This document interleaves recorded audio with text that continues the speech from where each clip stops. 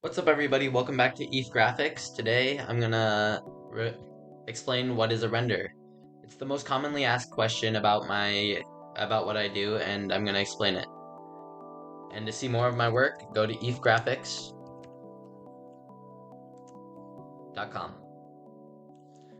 And make sure to check out my Render a Day series. We're going strong on Render Day 50 today. So basically, a render is a 3D object in a 2D sphere. So if I pull this up and I go up, what is a render?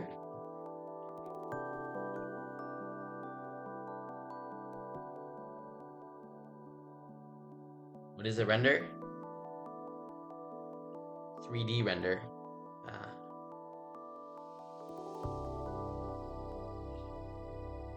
it's creating a photorealistic, or in some 3D renders, you do see some abstract 3D renders. And I'll show you an example of that right now. So there are photorealistic and there's abstract.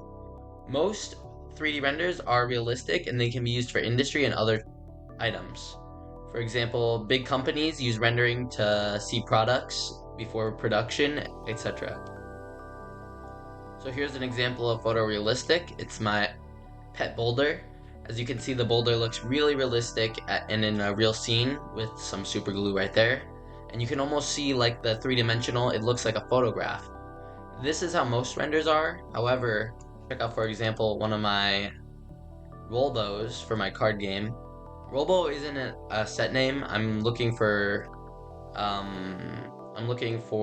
some suggestions in the comments if you're willing. This is sort of abstract. You can see how it's like foggy and like painted almost look, as you can see from the brushstrokes. And this is a more abstract. You can really go into the abstract when shadows are lost and other sorts of things are lost. For example, this is more abstract because it's really flat looking. It looks almost like a drawing, and it's supposed to be more abstract rather than realistic.